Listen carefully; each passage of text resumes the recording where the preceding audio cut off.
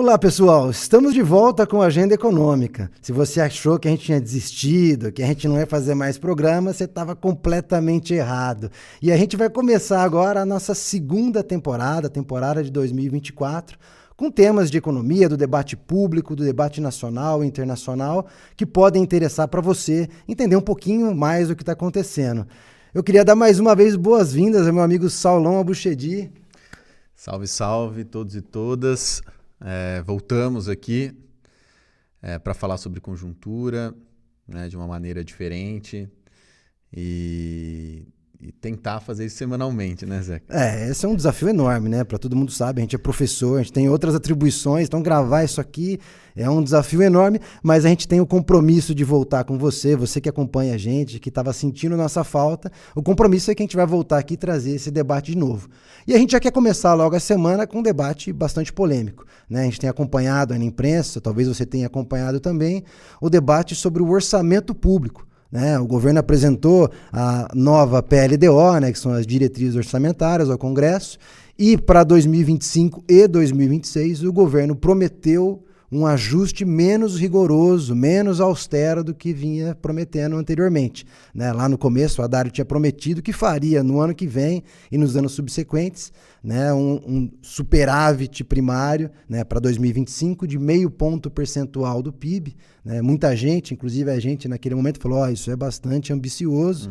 A gente, é verdade, estava mais preocupado com 2023 e 2024, mas a gente já tinha dito que os ajustes eram difíceis de serem feitos e o governo recuou nesse momento, disse que para o ano que vem promete zero.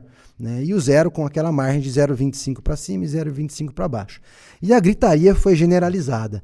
Eu tenho visto lá Instituto Fiscal Independente, Felipe Salto, o pessoal do IBRE-GV, todo mundo dizendo que o governo está entrando numa rota, alguns mais, outros menos, é verdade, mas numa rota de descontrole fiscal, que o governo perde credibilidade. Faria Lima, né? A Faria Lima. Então, os canais, a mídia tradicional, vieram com os debates tradicionais aqui, e eu acho que hoje a gente tem que fazer uma argumentação aqui um pouquinho mais razoável no nosso entendimento, de duas formas, Saulo? Acho que a primeira delas é observar conceitualmente, o que significa isso, e quais são as nuances que têm que ser avaliadas, de uma perspectiva diferente aqui. A segunda é quais são os efeitos práticos para a economia de um ajuste mais severo ou menos severo e, portanto, para a trajetória do crescimento econômico que está sendo desenhado. Eu acho que a gente podia começar dessa forma. Solon, eu queria que você começasse por aqui, cara. Diz para quem nos acompanha o que a gente pode pensar sobre o ajuste do ponto de vista teórico mesmo, econômico, Porque o que parece, eu vou até contar começar com uma historinha aqui. Quando eu faço palestras, em geral, eu tenho essa pergunta: o que você acha do gasto público? Se o governo gasta mais, a economia vai crescer ou a economia vai cair? O crescimento econômico. E uma parte importante dos alunos, em geral de ensino médio ou ingressantes, fala: não, se o governo gasta mais, a economia cresce menos. O que não é verdade. E eu acho que o debate público caminha nessa direção. Então, vamos debater por aqui primeiro. O que você acha, Saulão? Exatamente isso, Zeca. Toda vez que há uma revisão das contas públicas na direção de maiores gastos, você tem uma divulgação por meio da mídia de que isso é negativo. E como que a mídia aborda isso? A gente estava conversando, A mídia geralmente aborda isso a partir do orçamento familiar. Então passa lá uma família que está gastando mais do que a sua receita, que é a sua renda, o seu salário, e a família está se endividando mais e mostra esse cenário como um cenário negativo. E logo depois a reportagem já começa a falar sobre o governo como se o orçamento público fosse a mesma coisa que o orçamento familiar. De fato, do ponto de vista individual, gente, do ponto de vista familiar, se você gasta muito mais do que você arrecada sob a forma de salários, do que você ganha, isso é ruim. Você se endivida e isso pode ser ruim. Claro, a gente tem os nossos endividamentos para comprar de longo prazo, para comprar casa, comprar carro, mas isso tem que ser muito bem estudado, diante das nossas expectativas de salários, no futuro. Então, o endividamento ele deve ser muito bem controlado quando a gente olha para o orçamento familiar. E endividamentos muito grandes, endividamentos para consumo de curtíssimo prazo, com taxas de juros ruins, obviamente que vão afetar negativamente aquela família, aquele orçamento familiar. Quando a gente vai para o governo, o endividamento do governo ele tem uma outra função e tem um outro resultado. Quando o governo se endivida mais, né, então o governo anunciou um resultado primário pior, né? Então ele vai ser menos austero em 2025. Quando ele anuncia isso, ele está anunciando que ele vai se endividar mais, né? Então ele não vai conseguir fazer superávit primário. Agora, qual que vai ser a consequência disso? Há uma consequência positiva sobre a economia. Porque quando o governo ele prevê gastar mais, e aqui principalmente com investimento, o governo ele vai substituir o gasto com precatórios, que vai ali, né, vai sair do cálculo do resultado primário, e vai focar mais nos investimentos, ele está gerando um benefício para a economia. Né? O governo ele tem... Primeiro que quando o governo gasta mais, o governo, se ele vai fazer compra pública, ele tem um poder de compra, né, decisivo e que gera efeitos positivos sobre a economia. Quando o governo vai investir, ele estimula o setor privado a investir.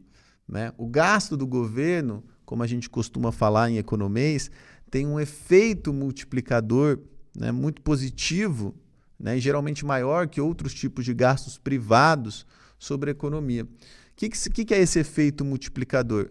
É um efeito direto, não só direto sobre emprego e renda, então não é só o volume de emprego e renda que cresce quando o governo faz uma obra pública, mas os efeitos indiretos sobre aquela cidade, sobre os setores de atividade daquela cidade, enfim. Então, geralmente o gasto público tem um efeito multiplicador elevado, né, dependendo do gasto. O efeito multiplicador entendendo como um efeito que gera consequências que outros agentes gastam mais. Exato. Você gera uma renda, essa pessoa gasta, a padaria do seu Zé que vende pão contrata mais gente, e essa pessoa tem mais renda. Exato. E isso aumenta o PIB é um automaticamente. efeito indireto também sobre a economia, que a gente chama, que é o efeito sobre o setor privado, sobre a atividade econômica da sua região, da sua cidade. Né? E esse efeito positivo sobre a economia, né, Zeca, ele é muito mais certo, vamos dizer assim, do que o possível efeito que normalmente os economistas da Faria Lima, o nosso colega o Felipe Salto, comentam. Né? Porque o que eles vão comentar? Né? Em uma crítica, né? Muito mais próximos à questão do orçamento familiar. Quando o governo se endivida mais, né, ou tem uma previsão de endividamento maior, né, isso pode gerar consequências sobre a taxa de juros. Então, os investidores, quando forem emprestar para o governo agora, num cenário de piora das contas públicas, eles vão cobrar uma taxa de juros, vão pedir uma taxa de juros maior. Assim como o banco, né, vai pedir uma taxa de juros maior quando ele observa que a família está muito endividada e quer aumentar o seu endividamento. Então, os investidores vão pedir uma taxa de juros maior. E essa taxa de juros maior de mercado pode desestimular o investimento. Só que esses efeitos são questionáveis, né? Eles não são certos. Mas será que o investimento ele reage dessa forma a variações na taxa de juros? Né? O que é mais benéfico? O efeito positivo do gasto público sobre a economia ou o efeito negativo da taxa de juros, né, Zeca? Exatamente. Eu começaria aqui, no fundo, para todo mundo que acompanha aqui, quando você escutar a história de que o orçamento público é igual ao orçamento familiar, a primeira resposta que você tem que dar é a seguinte: o gasto público é diferente do gasto da família. Exato. Quando a família faz um gasto, ela não altera em nada a sua própria receita. O salário das famílias não aumenta porque elas gastaram mais. Agora, o governo não. O governo, quando ele gasta mais, ele ativa a atividade econômica e pode justamente incentivar a receita tributária num segundo momento. Né? É óbvio que isso tudo são conjecturas e que esses efeitos econômicos são difíceis de serem previstos. Né? Mas, na prática, isso é uma diferença estrutural. Então, é impossível comparar o orçamento familiar com o orçamento do governo. A segunda questão que o Saulo mencionou... E os efeitos multiplicadores, né, das famílias. A família, o gasto familiar não vai ter o mesmo efeito sobre emprego e renda que o gasto do governo. E, portanto, não sobre o seu próprio salário. Sobre o seu próprio salário, nunca. Então, o governo não. O governo consegue alterar a sua própria receita, aumentando o seu gasto. Sim. É óbvio que essa conta não é fácil de fazer, né? Então, não é simples assim, o governo vai gastar e depois ele recupera lá na frente. Mas também não é, como você acabou de mencionar, automático a ideia de que, desses outros analistas, de que se o governo gastar mais, a taxa de juros vai explodir, o governo vai explodir, vai ter um descontrole fiscal e isso vai gerar um desequilíbrio permanente. Então, no fundo, o que você tem aqui é o artigo do Paulo Nogueira, publicado recentemente, dá conta justamente desse debate, né? O que você tem são chutes, de alguma maneira, informados, né? Os economistas, de forma geral, assim como nós, né? Estamos aqui fazendo análises daquilo que a gente acredita que pesa mais dentro dos movimentos econômicos. Não existe modelo que prevê o futuro. Não existe nenhuma ciência econômica capaz de prever o futuro. O que é certo é que o gasto público é na veia, né? Quando o governo resolve gastar, aquilo vai gerar gasto naquele momento, vai gerar renda naquele momento, vai gerar emprego naquele momento. E tem uma coisa importante, né? Imagina um empresário do setor privado, vou dar um exemplo assim, em segundos para vocês. Um empresário do setor privado que se vê diante de uma obra pública gigantesca na cidade onde ele atua, né? Ele vai ter expectativas positivas sobre a economia e a atividade econômica daquela cidade. E provavelmente, né, se for um empresário do setor de varejo, do setor ligado à atividade econômica, ligado ao mercado de trabalho, perdão, né, ele vai se sentir estimulado a investir mais.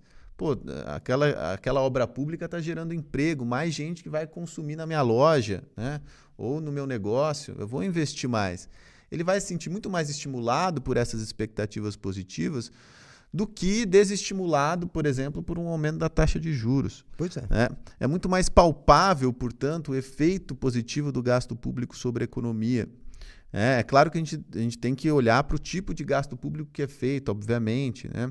E não é aqui um convite de novo, né, ao descontrole das contas públicas. Mas aqui é uma tentativa da gente questionar um pouco esses efeitos diretos que muitos economistas colocam, né, relacionados ao endividamento público, como se fosse algo negativo. E não é negativo justamente porque a economia se move a partir das perspectivas de demanda. E, no fundo, eles acabam invertendo uma obviedade econômica e dizendo que o gasto público é contracionista e que a contração do gasto público é expansionista, vai expandir a economia. No fundo, é uma conversa de louco. É uma conversa de maluco. Sim. Né? E finalizo, acho que o meu ponto aqui, lendo um desses argumentos, ele justamente começa dessa forma, falando dos investimentos. Fala, olha, o investimento vai cair porque as expectativas vão piorar. E aí ele elenca os elementos que estão na cabeça de quem vai fazer o investimento. Cenário externo, taxa de juros. No fundo, ele não colocou, em nenhum momento ele coloca a expectativa de demanda, ou o crescimento econômico, né, ou como a demanda dele está evoluindo. Portanto, ele tem uma incapacidade de analisar esse outro efeito que nós estamos chamando a atenção, que é o efeito do gasto, a multiplicador de renda e como isso pode afetar a economia. Pró conceito de expansão fiscal, expansão contracionista. Expansão né? contracionista. Então, como a economia vai se expandir a partir de uma contração fiscal, sendo que a contração fiscal afeta a demanda, que é o principal fator para a decisão de investimento. Exatamente. Óbvio, de novo, aqui nós não estamos no campo das certezas absolutas. E é isso que nós estamos justamente questionando. Parte desses analistas partem de certezas absolutas, né? E de que esse efeito seria inequivocamente ruim. Não é inequivocamente ruim. É óbvio, existe um cenário em que talvez a taxa de juros caia mais vagarosamente? É provável. Que as taxas de mercado respondam subindo em relação a isso? É verdade. Agora, qual é o efeito agregado disso sobre o crescimento econômico? É imprevisível. Sim. E aí é nesse campo que aí de novo volta isso que você acabou de mencionar. O tipo de gasto público é importante, né? Saber como o governo está gastando e como esse gasto público está afetando a economia é fundamental. E aí acho que a gente parte para o segundo campo de análise nosso aqui, né? Olhando para a economia brasileira nesse momento, né, uma parte dos analistas, por exemplo, o Ricardo Carneiro, né, um artigo que a gente estava discutindo na Carta Capital, né, traz justamente esse elemento. O crescimento econômico atual, né, ou tanto de 2023 quanto o que está acontecendo agora nesse começo de ano, em boa parte se devem também aos gastos que foram feitos, tanto de gastos, aumento da Bolsa Família, né, quanto as possibilidades de aumento de investimento, que estão muito fortes comparado com o ano passado, né, nesse primeiro trimestre. Então, essa melhora no emprego que a gente tem assistido, a melhora no rendimento das famílias que a gente tem assistido, tá, de alguma maneira ou outra, tem a ver com as possibilidades mais tranquilas, vamos dizer assim, de orçamento em 2023, né, Saulo? Exatamente. Então, a gente ainda está na esteira do que aconteceu em 2023, que foi uma expansão houve uma expansão do déficit primário, né, por conta da PEC da transição. Então, o déficit alcançou 2,2% do PIB, se não me engano, até um pouco mais que 2% do PIB. Considerando os precatórios como um gasto. Os precatórios, né? Então você teve o efeito do pagamento dos precatórios, um aumento do investimento público. A gente estava conversando, em janeiro e fevereiro de 2024, teve um aumento de quase 50% em relação a janeiro e fevereiro de 2023. É claro que a base de comparação é muito baixa, mas esse efeito de investimento público, do Minha Casa Minha Vida, de outros programas de investimento públicos anunciados pelo governo, estão gerando efeitos defasados. Sempre os efeitos são defasados, né? O anúncio do Minha Casa Minha Vida foi no ano passado, mas o efeito sobre a construção civil vai ser observado esse ano. Então, esses efeitos, eles são sentidos, sim, pelos resultados de atividade econômica. Então, a gente percebe tem vários sinais contraditórios, né? Muitos economistas estão quebrando a cabeça. Por quê? Porque a gente percebe, ao mesmo tempo, a indústria ainda reagindo, o investimento ainda reagindo, né? Então, os resultados de conjuntura, né, alguns resultados são negativos ali, mas, ao mesmo tempo, as perspectivas do PIB para o primeiro trimestre, são positivas. Mas como assim? Por que isso acontece? Pelo que aconteceu em 2023, né, que foi uma aceleração ali, né, da atividade econômica, principalmente via mercado de trabalho, como o Zeca comentou, e por meio dos gastos, né, do governo, né, gastos com precatórios, gastos com investimento, né, e que estão gerando efeitos agora em 2024. A preocupação que a gente tem aqui, né, é que esse cenário, pelo menos o cenário fiscal, que é o nosso foco agora, ele vai se reverter em 2024 e em 2025. A gente vai sair de um déficit de 2,2% para um resultado primário próximo a 0% do PIB. Se tudo der certo. Se tudo der certo. É claro que a forma como o ajuste é feito importa aqui. Então, na verdade, esse ajuste vai ser feito principalmente por aumentos da receita tributária, da arrecadação tributária. E quando o ajuste é feito por um aumento da arrecadação, o efeito negativo não é tão grande quando a gente compara com o ajuste feito por corte de gastos. Então, quando isso é algo empiricamente observado, né? Então, quando há um ajuste via corte de gastos, o efeito contracionista é maior, né, em comparação a um ajuste feito por meio de aumento de receita. Então, esse é um primeiro atenuante, vamos dizer assim. Um segundo atenuante são os efeitos pontuais ali dos precatórios e dos investimentos públicos. Então, como o corte de gastos ele está sendo feito, né? Então, quando o governo tira, né, agora na previsão para 2025, vai tirar os precatórios da conta ali do resultado primário, isso acaba, de certa forma, também atenuando o cálculo do resultado primário. E que, na verdade, o governo deveria fazer isso, tá? Porque pagamento de precatório não deve ser contabilizado no resultado primário. Isso aí é um pagamento de dívida que está fora. É uma dívida pública. É uma dívida pública que está sendo foi reconhecida pelo governo, o governo vai pagar e tem que estar fora do resultado primário, gente. Assim como as outras despesas financeiras. É claro que o governo deve-se criar dispositivos pelo Congresso, por exemplo, para evitar que o governo utilize esse mecanismo do precatório, enfim. Para postergar despesas correntes. Para postergar despesa corrente, enfim, tudo bem. Tá? Mas, agora, os analistas questionarem isso, para mim, né, é colocar aqui o governo, é tomar partido, na minha opinião. Né? Então, quando o analista questiona isso, ele está tendo um viés na sua análise, porque, tecnicamente, não deve ser contabilizado no resultado primário, ponto. tá? Deve ser contabilizado, né, como um pagamento fora do resultado nominal. E ponto, acabou, né? Agora, qualquer discussão sobre contabilidade criativa, me desculpe, isso é uma análise viesada, né? Então, voltando aqui, quando o governo ele faz esse ajuste, ele faz o ajuste de uma maneira atenuada, mas é um ajuste fiscal.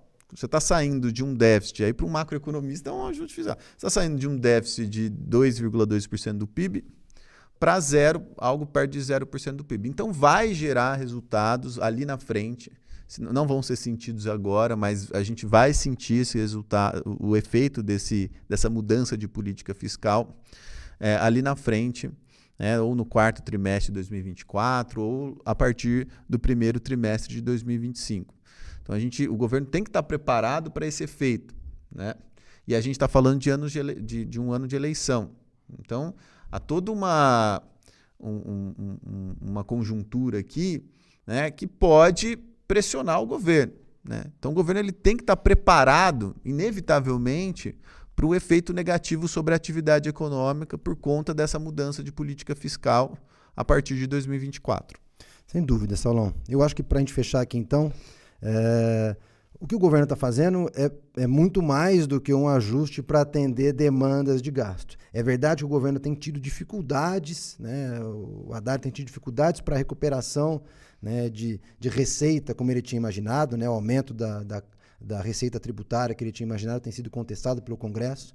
O Congresso e o Senado fizeram mudanças, né, na arrecadação previdenciária dos municípios, em outros mecanismos que gerou frustração de receitas aí para o governo. Então, de certa maneira, tem um reconhecimento, um realismo que se coloca para o ano que vem, né? Mas esse recuo, vamos dizer assim, do governo é também uma medida para garantir o crescimento econômico e a própria durabilidade dessa da convergência da dívida pública, né?